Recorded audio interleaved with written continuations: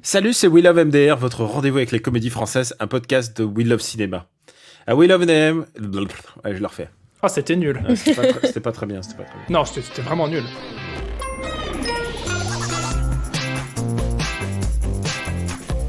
Salut, c'est We Love MDR, votre rendez-vous avec les comédies françaises, un podcast de We Love Cinéma. À We Love MDR, on aime analyser et discuter des comédies françaises, même quand on est confiné. Et ce coup-ci, on a décidé de se focaliser sur un réalisateur français. Alors, est-ce que c'est des comédies ? Est-ce que c'est des drames humoristiques ? Je ne sais pas. Et on va justement en parler avec mes deux grands analystes du jour. Le très guilleret Max Besnard. Je suis content. Bonjour Daniel. Et l'experte en cinéma d'auteur humoristique, Perrine Genson. Hello, salut les Confinex. Et je ne savais pas, mais merci beaucoup. Je savais pas quoi sortir à 10h du matin. Alors attendez, je vous arrête un instant. Mais Confinex, les ex-Confinex, non ? Oui, au moment de la diffusion, techniquement. Alors, oui, d'accord, mais on est en zone rouge. Nous trois, on est en zone rouge, c'est vrai. Et aujourd'hui, on va donc s'attarder sur la carrière de Quentin Dupieux, qui est un peu un taulier de MDR, puisqu'on revient sur ses films chaque année. Il est productif en plus ces derniers temps, puisqu'il y a eu Au Poste, il a enchaîné tout de suite avec Le Dain. Et en plus, on peut dire qu'avec Au Poste, il est un peu sorti de la confidentialité, des beaux papiers de la presse, de la critique cinéma. Je voulais savoir comment vous vous entendez, vous, avec Quentin Dupieux. Pas physiquement, hein, je sais pas si vous le connaissez ou quoi, mais genre, je veux savoir ce que vous en pensez. Écoute, moi je suis assez fan de l'œuvre de ce monsieur, l'œuvre de façon générale, parce que, alors figurez-vous que moi mon histoire d'amour littéralement avec Quentin Dupieux remonte à l'époque de Mister Oiseau, Monsieur Oiseau, donc son pseudonyme en tant qu'artiste de musique électro. Et c'est vrai que tu es un critique de musique électro. Je suis absolument pas un critique de musique électro. Je suis assez, je suis assez hermétique à la musique électronique et j'ai un crush pour la musique de Quentin Dupieux depuis toujours. Et pour tout vous dire, quand son premier single, donc c'était Flat Beat avec Flat Eric, donc la marionnette jaune, est sorti, c'était en 99, si je dis pas de bêtises, voilà. 99. J'étais hyper fan, j'ai adoré le clip, j'ai adoré la musique, j'ai acheté la peluche officielle, j'ai acheté le t-shirt officiel que je continue de porter aujourd'hui encore, donc autant vous dire qu'il est dans un état assez compliqué, mais je l'aime d'amour, ce t-shirt. Et vraiment, gros crush sur sa musique. Donc forcément, quand son premier album, donc Analog Worms Attack, est sorti, j'étais hyper fan, je l'ai acheté Day One. Et quand son premier film est arrivé, en tout cas son premier film en tant que tel, et j'entends... Il avait fait des choses un petit peu plus obscures, un petit peu plus indé avant, mais vraiment sa première grande affiche pour moi, évidemment, c'est Steak. Et Steak, j'étais là quoi quand c'est sorti. J'étais là et je suis hyper fan de Steak. C'est un film que j'ai vu plein de fois et dont je continue de regarder régulièrement des best-of, des scènes principales sur le net. Je vais sur YouTube et je me mate 3-4 scènes de Steak. Je connais toutes les punchlines du film.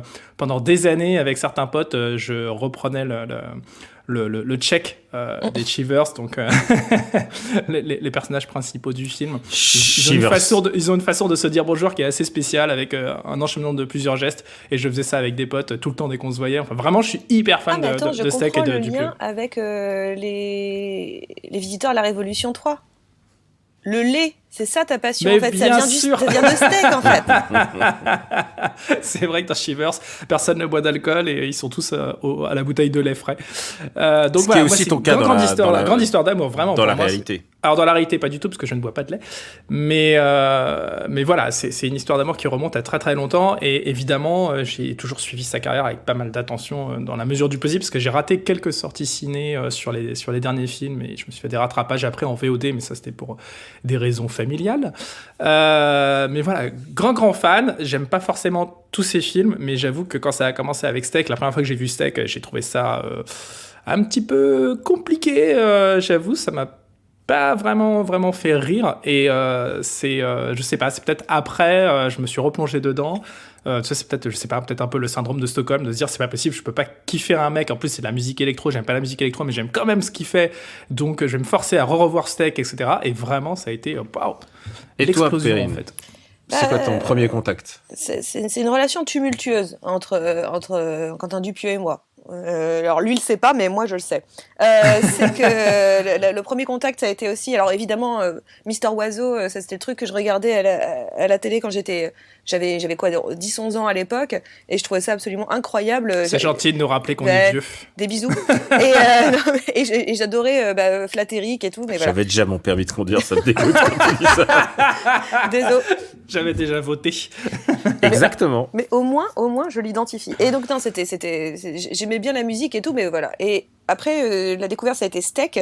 J'étais étudiante à l'époque, et puis Eric et Ramsey, tout ça, c'était déjà un truc qui me faisait rire, mais moyennement. Et c'est après que j'ai. C'est pas bien ce que tu dis. C'est pas bien ce que tu dis. Non, mais c'est après que j'ai vraiment plus aimé Eric et Ramsey d'ailleurs. Mais bon, j'avais été voir Steak aussi, et le film avait. Alors je peux pas dire que j'avais aimé, mais je peux pas dire que j'avais pas aimé non plus. C'est-à-dire que j'avais un truc où j'étais complètement, je me suis dit, qu'est-ce que je viens de regarder? Ouais, vrai. Ouais, voilà. Et j'avais apprécié ce truc de qu'est-ce que je viens de regarder en fait. Je me dis c'était. T'avais, comme on dit dans la comédie musicale, t'avais l'envie d'aimer, quoi. Exactement. Ouais. J'étais en full Daniel Lévy. J'avais vraiment l'envie d'aimer de ouf. Et donc voilà. Et après il y a eu Rubber. Et à cette époque-là, c'était mon premier ou deuxième festival de Cannes, mon premier festival de Cannes. Et c'était la folie pour aller voir Rubber, mais un truc de taré. Tout le monde se battait pour aller voir Rubber, sauf que c'était la semaine de la critique et que c'est une toute petite salle. S'ils savaient ce qu'ils allaient voir. Les gens faisaient... on dit pas de mal. Hein. Non, mais les gens faisaient la queue comme jamais, mais pendant des heures. Et moi, j'ai fait la queue pendant près de 3 heures pour aller voir Rubber.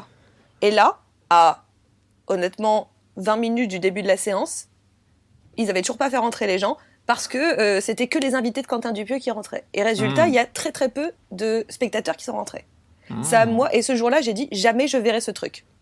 J'étais très énervée. Donc c'était le début de la colère. Et puis il y a eu Wrong. Et là, là ça a été le divorce, définitivement. J'ai dit plus jamais je veux entendre parler de ce gars. C'est qui ce con? Et donc j'étais très très énervée. Donc résultat, cette colère, cette haine a perduré sur Wrong Cops, sur Réalité, que je n'ai pas vu par colère.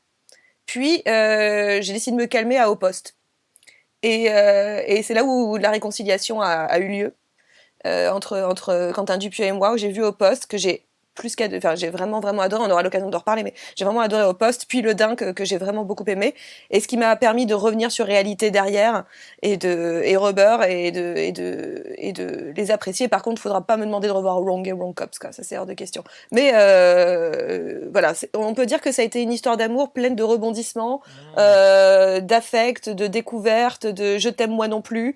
Voilà, et finalement, j'aime bien cette relation passionnée à sens unique, que j'ai avec Quentin Dupieux. C'est intéressant parce que moi, j'ai un ami qui me dit toujours, en amour, il faut pas faire les poubelles. Et je trouve que c'est assez courageux de ta part d'être revenu à Dupieux après de l'avoir détesté. De revenu à tes poubelles aussi. Après, je me suis dit que c'était mon métier aussi de voir des films au cinéma. Donc... de faire les poubelles du cinéma. Je vais vous faire un aveu, je sais pas si ça a à voir avec soit le confinement, soit tout ça, mais moi j'en ai rematé quelques-uns avant cette émission pour avoir les idées fraîches. Je sais pas si j'aurais dû en fait. Parce que ça m'a fait plonger dans une espèce de... C'est un rire qui n'est pas un rire... c'est souvent du marasme, en fait. Ça m'a plongé... En fait, je vais vous dire, ça m'a plongé dans 2 jours d'interrogation presque dépressive. Non, mais c'était vraiment pas bénéfique. Alors, je sais pas si c'est parce que j'ai trop réfléchi aux dessins de Plantu qui m'ont traumatisé, en fait. Je sais pas pourquoi, j'ai une... oui, celui avec les souris. Voilà, celui-là. J'ai eu un blocage pendant 2 jours où je pensais qu'à Plantu et à Quentin Dupieux. Et je sais pas à qui imputer vraiment ma baisse de morale soudaine, si c'est le confinement ou si c'est un peu tous les 3 mélangés. T'as vraiment le pire confinement qu'on puisse imaginer. Ouais, non, mais c'est vraiment tout allait bien. Tu sais quoi, je cuisinais, tout allait bien et tout. Et en 2 jours, tout s'est détruit. Et je sais pas si on peut imputer ça à Wrong ou Wrong Cops, par exemple. Voilà, je l'avais bien dit, pardon. C'est juste... Et en fait, je l'ai mélangé tellement... En fait, déjà, avoir des titres aussi rapprochés, je pense qu'il l'a cherché, quoi. Bien sûr. Non, bien sûr. Après, c'est vrai que Wrong, il est un petit peu compliqué. Wrong Cops, il y a quand même des choses moi, que j'arrive à garder, qui me font sourire, mais tu sens que Wrong, c'est vraiment le brouillon de Wrong Cops. On est passé, cela dit, très très vite sur Steak. Je pense qu'il faut alors on est passé très vite sur Steak, on est passé très vite sur Rubber aussi. Rubber, j'adore ce film. Comment dire, l'analyse que je fais après coup, parce que là je me suis rematé quand même toute sa filmo en l'espace d'une semaine. Tu vois, l'analyse, on en est là. Mais justement, je pense que l'analyse, je crois que c'est vraiment un cinéaste qu'il ne faut pas suranalyser, bien au contraire. Et à mon avis, c'est peut-être là la clé de la compréhension des œuvres de Dupieux, c'est que c'est quelqu'un qui manie l'absurde de façon, je trouve, assez magistrale. Et je crois pas que ce soit un cinéaste de comédie à proprement parler. C'est pas quelqu'un qui cherche à faire rire. C'est juste quelqu'un qui met en scène des choses qui n'ont pas vraiment de sens. Et il cherche pas nécessairement justement à leur donner du sens. C'est le non-sens absolu qui fait que l'œuvre fonctionne. Et je suis d'accord avec toi dans le sens où c'est c'est un type de rire qui passe ou qui casse. En gros, c'est soit t'es réceptif au non-sens, soit tu ne l'es pas et tu vas détester absolument la proposition. Alors c'est vrai qu'il y a des moments où je trouve que ça fonctionne, justement ce côté non-sens fabrique quelque chose de cohérent, et parfois ça tombe complètement à côté de la plaque. Wrong en l'occurrence, il fonctionne absolument pas en dehors d'une scène ou deux. Tu peux éventuellement garder une approche analytique en disant oui, ok, les lumières sont magnifiques, les cadres sont hyper originaux, machin, mais le fait est qu'en tant qu'objet de comédie, ça tombe à plat. Alors, déjà, excuse-moi, Perrine, c'est juste pour revenir sur Steak. Steak, moi, j'ai eu un souci dès le début, c'est-à-dire que j'y allais. Je fais partie du public qui s'est dit ah, je vais aller voir un film d'Eric et Ramsey. Bah oui. Avant que, je pense que Eric et Ramsey s'en sont pas rendus compte eux-mêmes et qu'ils étaient happés dans une machine qui était plus compliquée, plus tordue qu'eux-mêmes, je veux dire. Et je pense que eux avaient vraiment le sentiment qu'ils allaient faire un film classique de Eric et Ramsey, et en fait, je suis pas sûr. Je suis pas sûr. Moi, je sais pas du tout. Ouais, je pense qu'ils avaient fouetté les pieds. Oui. Je sais pas. En tout cas, moi, je savais pas. Oui, toi non. Et il m'a fallu un peu de temps, moi. Il m'a fallu du temps. Et Steak, juste pour résumer, c'est l'histoire d'un mec qui se fait faire une chirurgie esthétique parce qu'il est poursuivi par des méchants. Et il essaye d'intégrer une banque de loupards qui s'appelle les Shivers. Mm-hmm. Et qui ont un jeu de cricket bizarre. Qui, avec des chiffres. Il balance des chiffres en disant des trucs et il se tourne autour de... Enfin, genre, la partie sera bleue. Arrête, c'est absolument génial. Ça, c'est très très drôle. C'est très très drôle. Non, mais c'est surtout que ça dépend un futur, ça dépend une sorte de futur un petit peu alternatif, bizarroïde, dans lequel l'alcool, la cigarette, tout ça a été banni, où la chirurgie esthétique est devenue la norme, avec des physiques complètement stéréotypées. Ça dépeint à quelque chose d'assez glauque en fait. Mais je suis même pas sûre que ça soit le futur en fait dans Steak plus que ça. Pour moi c'est comment dire, c'est pour moi c'est un monde parallèle en fait. Ouais, c'est un futur. Pour moi j'ai toujours vu comme un film un peu futur proche, tu vois. Pour moi c'est quelque chose, c'est une projection très proche de ce que notre monde est. Et évidemment sous un prisme qui le déforme complètement, mais là où je suis pas d'accord, c'est sur le fait que je pense que Eric et Ramsey savait où ils mettaient les pieds, et je pense qu'au contraire ça leur a permis justement de se mettre au service de quelqu'un qui avait une vision très différente de la comédie, mais qui proposait quelque chose de nouveau. Clairement, ça a été un déclic pour Eric. Ah bah oui. Et que genre sa filmo a été changée à jamais, et même la manière dont il parle de la comédie, je pense qu'on n'aurait pas eu des trucs comme Problemos s'il n'y avait pas eu des... Mais ils ont tous les deux un amour assez infini pour Steak. Hein. Je veux dire, Eric et Ramsey, ils sont absolument fans du film. C'est un de ceux qui le rejettent pas. Bien sûr. Non, mais il regrette pas. Je pense même, contrairement à peut-être presque Quentin Dupieux, qui lui, il regrette pas Steak, mais il regrette la réception de Steak. C'était trop violent pour lui. Allez, à ce moment-là, il s'est fait vraiment attaquer. Ça a été très très très dur. Mais c'est vrai que, pardon, je reviens juste sur l'idée du futur ou quoi que ce soit. Ce qui est cohérent dans toute la filmographie de Quentin Dupieux, c'est cette imagerie américaine constante, c'est-à-dire de reprendre tout le temps l'imagerie américaine. lui-même vit aux États-Unis et s'amuse beaucoup à reprendre Steak, on est l'impression d'être dans les teenage movies américains ou d'être proche de Grease. Rubber, on est dans des trucs de désert, comment on appelle ça, les ouais, enfin des trucs où on part en voiture, là je trouve pas le mot, mais des road trips. Ouais, un road trip vengeur. Il y a l'idée des flics, le côté Floride de Wrong, il y a le côté LA de Reality. C'est l'Americana. C'est l'Americana total, mais ce que j'aime bien, c'est que c'est l'Americana, c'est littéralement un Français, c'est l'Americana vu par un Français qui va y mettre sa patte française. C'est-à-dire, c'est comment les Français s'imaginent l'Amérique par les films qu'ils ont digérés. Et qu'ils veulent absolument y mettre du français dedans, parce que tout le monde parle français dans ces films, quoi. Donc, à part quelques personnages, la plupart des personnages parlent français. Donc, c'est vrai que moi, j'aime bien cette idée de comment il digère l'Americana. Ça me plaît beaucoup. Et tout à l'heure, on parlait d'absurde. Et c'est là où moi, j'ai un problème avec Quentin Dupieux, en fait. C'est-à-dire que pour moi, oui, évidemment, c'est absurde pour plein d'endroits. C'est même absurde, voire tendance surréaliste. Mais le problème, c'est que pour des films comme justement Wrong en particulier, mais même Rubber, je trouve un petit peu, il y a une survolonté, c'est un peu du film de l'inconscient, et il y a une survolonté de décrire l'inconscient qui, au bout d'un moment, j'ai l'impression que c'est forcer le trait, en fait. C'est un peu comme quelqu'un qui me dirait, j'ai l'impression qu'il regarde le film, puis il fait ah non, là, ça fait pas assez inconscient, je vais mettre ça qui va faire encore plus inconscient, alors que quand il fait un film comme Au Poste, ou Le Dain, ou même Réalité, comme il a une structure beaucoup plus carré à la base, la place de l'inconscient, la place du geste non voulu est beaucoup plus forte et beaucoup plus belle, je trouve. Et c'est pour ça que j'ai des problèmes avec les premiers. C'est intéressant, mais tu vois, comme quoi on a deux lectures absolument différentes, parce que pour moi, c'est pas tant de l'absurde que du non-sens, et je crois que la nuance est quand même assez importante. Et je pense pas qu'il force le trait de toute façon, c'est juste sa façon de faire et sa façon de raisonner. Et je crois pas qu'il se dise oh là là, ça fait pas assez fou, assez non-sens, je vais encore ajouter une couche dans la couche. Je suis pas du tout sûr qu'il écrive comme ça. De toute façon, je veux dire, on parle quand même d'un gars qui s'est fait connaître avec une peluche qui dirigeait une entreprise en fumant des cigares, en fumant des saucisses plutôt.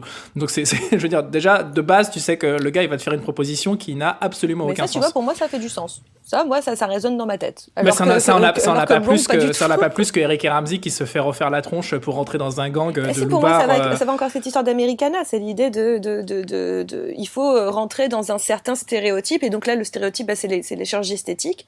Et il faut rentrer dans un certain stéréotype pour appartenir au groupe. Ah oui, mais alors comment est-ce que tu cales Rubber là-dedans? Rubber, c'est juste une relecture de Christine. Je veux dire, tu prends Christine, l'adaptation de Stephen Christine King. En plus, quoi. C'est poussé à un degré. Mais qu'est-ce qui est plus absurde, une voiture qui tue des gens, ou juste le pneu de la voiture qui tue des gens? Ça revient exactement au même, en fait. Pour moi, c'est pas ça qui me dérange, c'est juste que je vois un film d'horreur, qui. Christine, il raconte un truc sur son personnage. C'est pas que la voiture, il raconte quelque chose sur son personnage principal. Mais il raconte quelque chose aussi sur le pneu. Le pneu, il a une âme, il a une histoire. Quand le pneu s'en prend au petit lapin, pour moi, c'est absolument fulgurant, c'est grand. Non, mais j'ai eu plus de... Il y a un truc... C'est le parcours initiatique d'un pneu, quand même, Robert, faut pas l'oublier. Il y a un truc... Je sais pas comment on pourrait définir, en fait, sa filmo, si c'est l'absurde, si c'est le surréalisme. Ça dépend des films. Il y a quand même certaines cohérences. Et il y a un truc il y a un point commun de tous ces films, c'est qu'ils sont tous assez courts. C'est vrai. Et ça, on leur remercie. Et ça, oui, alors tu sais quoi, ça fait rarement plus d'une heure 20. Et alors, moi, autant j'adore Dupieux, hein, vraiment, et en particulier les deux derniers, je suis très fan. Autant, même c'est plus court, ils sont victimes d'une espèce de passage à vide. J'ai toujours un moment où j'ai un passage à vide dans les films. Je suis d'accord, mais il y a des films, ils auraient mérité d'être des courts. Hein. Genre, je sens que parfois c'est des concepts un chouïa étirés, ou alors il aurait fallu un personnage de plus ou quelque chose, un truc qui dynamite la mécanique. Et même le dingue, j'adore. Il y a un moment où genre je fais merde, où j'en suis dans le film là. Est-ce que je m'intéresse encore à ce qui se passe?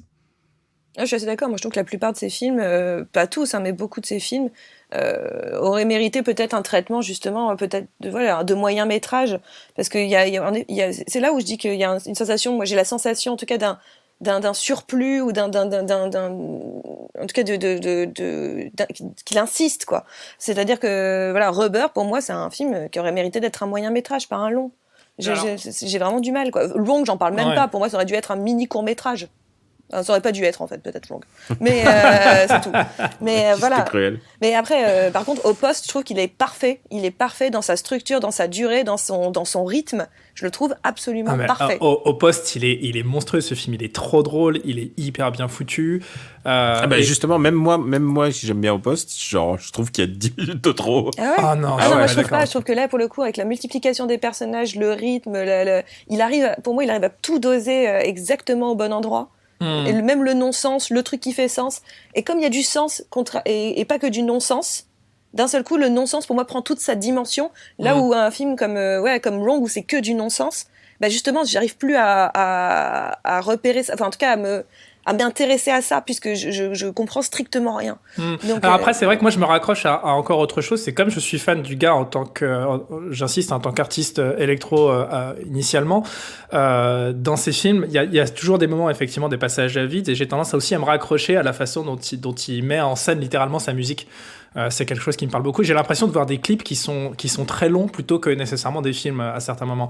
Et moi, c'est aussi une façon pour moi d'aborder la filmo de Dupuis. Alors, c'est pas valable évidemment pour Au Poste qui a zéro musique C'est à part vrai. sur le générique de fin, c'est vrai. Mais c'est peut-être pour ça aussi que l'écriture est différente. C'était qu'il s'est peut-être imposé aussi un exercice de style en se disant bon bah il faut que j'écrive quelque chose d'un peu plus un peu moins non-sensique, désolé pour l'expression, que d'habitude, parce que je veux pas mettre de musique et donc le rythme sera différent. Il y a un rythme qui est intéressant, ouais, je trouve, dans ces films. j'avais pas vu ça comme ça, mais c'est vrai. Je pense qu'il y a des moments, en effet, t'as raison, où comme c'est sa musique qu'il met en scène, peut-être qu'il y a des effets de clip entre guillemets, c'est-à-dire. C'est comme ça que je le perçois. Non, mais ça serait pas faux. Après, moi, j'ai découvert cette semaine Réalité, que j'avais jamais vu. Et ben, ça a été un incroyable coup de cœur. Un crush pour Alain Chabat. Ah, mais Réalité, c'est-à-dire que j'ai vu Inception en mieux. Enfin, c'est génial. Et c'est vraiment le repli du repli du repli du repli. Mais j'ai adoré ça. Ah non, vraiment, le crush phénoménal sur Réalité. Non, c'est super. Et c'est vrai que c'est couche et surcouche de rêve, littéralement, et c'est quelque chose qu'il utilise assez régulièrement. Tu l'as aussi dans Au Poste, quand tu as le mec qui raconte son histoire et qui est en train de te dire mais en fait, je vois l'histoire que vous êtes en train de raconter. Bah oui, je suis dans votre histoire, regardez, je suis à côté de vous. C'est exactement la même chose, et j'aime bien ce délire on met des couches de réalité les unes sur les autres. Peut-être qu'on peut même considérer que son œuvre, c'est un seul, c'est un seul monde avec différents niveaux de réalité. Peut-être que tous les films s'imbriquent finalement. C'est strat. Et puis dans les 3 derniers, donc Réalité, Au Poste et Le Dain, il s'est passé un truc, c'est que c'est qu'il a un peu sa street cred, et maintenant il peut toucher des comédiens AAA, c'est-à-dire, on en a parlé, il y a Alain Chabat, mais ensuite Jean Dujardin. Il y a Jean Dujardin, Poulvord. Et aussi, je pense que surtout Au Poste, c'est une espèce de ribambelle de plein de comédiens. Il y a Philippe Duquesne, il y a tout d'un coup, il y a Aurel San. Il y a Monsieur Fraise. Il y a Monsieur Fraise. Monsieur Fraise, Et qui il y a, est magistral. comment il s'appelle c'est pas David Marsay, c'est l'autre. C'est Grégoire Ludig. Grégoire Ludig, voilà. C'est celui qui a l'air sympa. Non, je déconne. Ils ont l'air sympas tous les deux. c'est Non, affreux. ouais. Oh, je déconne. Ils ont l'air sympas tous les deux. Non. Oh, putain, non, tu peux plus rien dire. Hein. Ça y est, c'est fini. Non, Tu peux surtout plus, pas sur le palmacho, non. tu peux plus rien dire sur celui que tu préfères du Palma. Non, mais c'est vrai qu'il y a un truc de bande aussi qui fonctionne très bien dans Au Poste et qui fonctionne bien avec le sujet aussi. Enfin, je trouve que le film est vraiment intelligent, quoi. Très, très, très intelligent. Et puis il y a Le Dain. Et alors, qu'est-ce que vous pensez du Dain parce que c'est le dernier, puisque c'est celui qui est genre, c'est direct du VOD en ce moment, puisque Ouais. c'est celui que. Mais en ce moment, j'ai vu que OCS aussi sort. Alors, ils ont mis Wrong et Wrong Cops. Ils ont mis Wrong Cops. Et ils ont mis presque. ils mettent Au Poste aussi. Ils ont mis Au Poste. Ils ont Voilà. mis. En fait, ils ont 6 ou 7, donc c'est pas mal. Steak est sur Netflix. Voilà. Le Dain, écoute, Le Dain, moi je suis ravi une fois de plus d'avoir vu ce film avec mon habitude qui est de ne pas regarder de trailer ou pas lire de quoi que ce soit sur les films avant d'aller les voir. Et j'avoue que Le Dain, ça a été une surprise assez énorme. Donc l'histoire d'un mec qui est littéralement obsédé par des vêtements en daim. Je Par pense sa que veste. par sa veste initialement, mais petit à petit ça devient Toutes les littéralement vestes, mais d'abord toutes sa les veste. vestes et une combinaison. Il finit avec le pantalon en daim, il a le chapeau en daim, il a voilà. Et Un style de malade. un style de malade. Et finalement, c'est pas si éloigné de Rubber. Hein. Ça reste une histoire de serial killer un petit peu bizarroïde. mais magistralement interprété, magistralement mise en scène. C'est vrai qu'à partir du moment où tu acceptes le fait que tu vas voir quelque chose d'un petit peu atypique, je trouve que ça fonctionne vraiment bien. C'est pas mon film préféré de sa filmo, j'avoue que je suis toujours sur Steak et au poste. Mais ouais, ça reste une proposition hyper intéressante et qui apporte, je trouve, un vrai bol d'air frais dans le monde de la comédie française. Moi, je suis tout à fait d'accord, je trouve ça hyper intéressant. Et puis, la mise en scène est vraiment très très bonne. L'idée de l'objet oppressant, c'est pour ça que je préfère ça à Rubber, parce qu'en fait, j'aime bien l'interaction avec le personnage de Jean Dujardin. J'aime bien l'idée que finalement, l'objet est dangereux, mais... c'est sûr que excuse-moi de t'interrompre, mais c'est sûr que les comment dire, les conversations avec un pneu, elles sont moins intéressantes. Un peu moins, ouais, un poil moins, on va pas se mentir. Mais non, mais voilà, et en plus, je trouve ça intéressant sur les acteurs, en fait, qui sont... je pense à Jean Dujardin, évidemment, qui était intéressant parce qu'il a un petit peu... On a l'image de Jean Dujardin, on a tous une certaine image de Jean Dujardin, c'est-à-dire c'est soit Loulou de Un gars, une fille, soit c'est OSS, décidément, OSS 117, soit, enfin voilà, on a tous une image un peu voilà, choisie. Et je trouve qu'avec ce film-là, et il l'a fait juste avant ou juste après I Feel Good de Carverne et de Lepine, il apporte un truc à sa filmographie, Jean Dujardin, que je trouve assez passionnant, et il montre une amplitude dans son jeu, tout en rejoignant le même personnage qu'il l'est habituellement, ce gars un petit peu narquois, un peu trop sûr de son physique et de son sourire, mais un peu bête. Eh bien, il arrive à montrer que ce personnage-là peut être décliné à l'infini et sous 1000 situations. Et je trouve que c'est vraiment fascinant. Et pareil, Adèle Haenel dedans a quelque chose. Alors, je sais plus si c'était le Dain, c'était après. Oui, c'était après En Liberté. Et ben, je la trouve 100 fois plus drôle dans le Dain que dans En Liberté, par exemple. Ah bah 10 000 fois plus drôle. Elle m'amuse énormément. Elle a un truc de stoïcisme comique qui fait qu'elle est drôle, en fait. Je sais pas ce qu'on peut qualifier ça, mais ce genre de grande compréhension de presque de prendre le matériel et de l'emmener à un autre niveau, quoi. Tu sens que son rôle, il devait être écrit au brouillon et elle a dû lui faire. Non, attends, voilà ce qu'on va faire. et c'est ce qui s'est passé, hein, sans doute. Hein. C'est ce qu'ils ont raconté dans les interviews, que Adèle Haenel, elle est arrivée sur le rôle, elle a dit, ok, je vais refaire ma propre sauce. Et ça sent le film a une espèce d'équilibre vraiment bizarre entre horreur et vraiment humour froid. Moi, je l'ai vu, je vais faire comme Perrine, je l'ai vu à Cannes, dans une salle monde.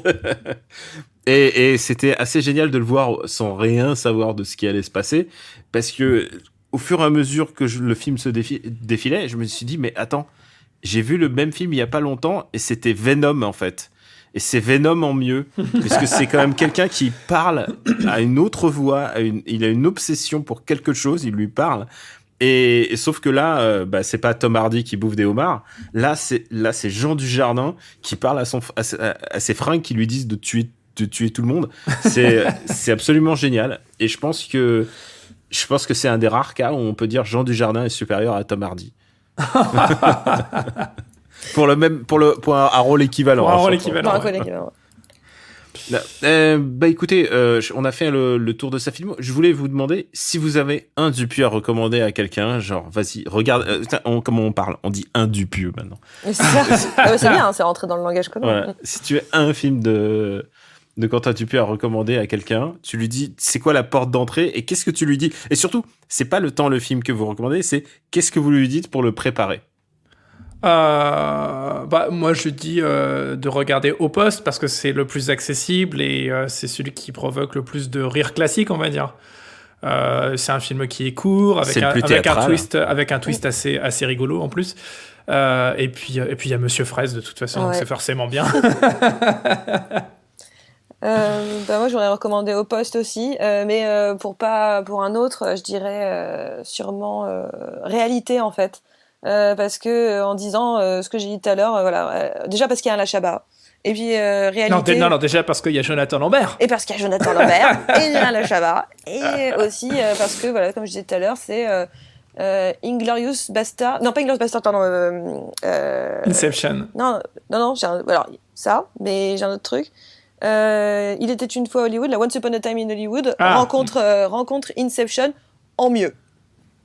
Inception en mieux. d'accord. Mais alors qu'est-ce que tu dis à la personne qui a détesté l'un ou l'autre de ces deux films? Que justement, c'est mieux. Alors, C'est mieux. c'est pas mieux que Once Upon a Time in Hollywood, mais par contre, c'est beaucoup mieux qu'Inception. Et il faut imaginer un croisement des deux, avec un Ashaba et en couleur désaturée. Voilà. Moi, j'aurais presque tendance à dire, tu regardes le clip de Flat Beat avec Flat Eric, et si jamais ça t'a plu, tu peux aller voir Steak, sinon, laisse tomber, c'est vraiment pas ton truc, quoi. Est-ce que tu aimes les peluches qui fument des saucisses? C'est ça. Et en plus, il y a un truc j'ai tilté parce que j'ai vu Réalité parce que j'étais jamais allé jusqu'au bout. Du coup, je me suis dit je vais regarder et en fait, ça valait vraiment le coup. Et j'étais ravi de voir un comédien que j'ai plus l'habitude de voir. C'est un mec qui s'appelle John Heder et John Heder, c'est le mec qui était le personnage principal de Napoleon Dynamite. Ouais. Qui est aussi une super comédie si vous avez l'occasion. Donc ça fait un peu reco caché l'un dans l'autre. Merci les amis d'avoir participé à ce brainstorming post-traumatique sur Quentin Dupieux. C'était un peu les Dupieuistes anonymes, j'ai envie de dire. Si vous aviez une reco, une comédie, un truc à faire comme ça au dépoté, qu'est-ce que vous allez regarder dans ce prochain week-end, ces derniers jours de confinade? Et aussi un mot pour les gens qui vont rester confinés encore. Donc c'est une reco cachée. Moi j'ai un film en tête, donc c'est pour ça que je. Ah, quel escroc! Tu nous prends mais je suis comme ça, je suis comme ça. Bah vas-y. Alors moi Vas-y, toi. j'ai décidé parce que moi je suis en train d'enchaîner les rom-coms. J'adore. J'ai fait beaucoup de rom-coms et je fais un peu de n'importe quoi. Il y en a une que j'ai Man Up, j'ai découvert Man Up il y a pas si longtemps, qui est super et qui est jamais sorti en salle et que j'ai vu en VOD. Et là, je pense ce week-end me regarder I Give It a Year, qui s'appelle en français Mariage à l'anglaise. C'est super. Enfin, j'ai j'adore. jamais vu. Et il y a Anna Faris et Rose Byrne. Il y a tout ce que j'ai envie de voir ce week-end, je crois. Ah non, mais il y a Rafe Spall aussi. Il y a Rafe Spall, quoi. Il y a Rafe Spall. Alors, je le vois moins, mais oui. Alors, écoute, dans ce cas, j'improvise, mais... Improvise. On part du principe qu'il y aura encore des Confinex au moment où ce programme va sortir. Donc, moi, je propose une sorte de comédie de la confinitude qui est l'un dans l'autre. Comédie française que j'ai beaucoup aimé, qui est sortie en 2017. Je crois qu'on en avait déjà parlé, parce qu'on l'avait traité déjà dans MDR. Donc, c'est peut-être l'occasion aussi Alors, je sais pas si on avait fait un épisode MDR, mais en tout cas, ça... On avait fait un épisode et ça fait partie des rares films où tout le monde était tombé d'accord en disant c'est effectivement une super comédie. C'est beaucoup mieux que le trailer. C'est beaucoup mieux que ce que le trailer laissait sous-entendre. Et qui n'a pas forcément eu le succès qu'elle mérite, je trouve. Donc c'est peut-être l'occasion de revenir dessus et de se dire finalement c'est pas si mal. Donc Louis Bourgoin et Stéphane de Groot. Voilà, l'un dans l'autre. Et qui body swap. Qui body swap et qui oblige un peu au confinement de deux personnages, et c'est une sorte il y a des passages un peu huis clos et tout ça, donc je trouve que c'est un peu dans l'esprit du confinement. Ouais, j'ai bien aimé cette je l'ai pas vu, c'est bon à savoir. Voilà, c'est l'occasion. Ouais. Et moi si je peux, alors est-ce que je peux commander une série? Vas-y. Qui est sur Amazon Prime, c'est Upload.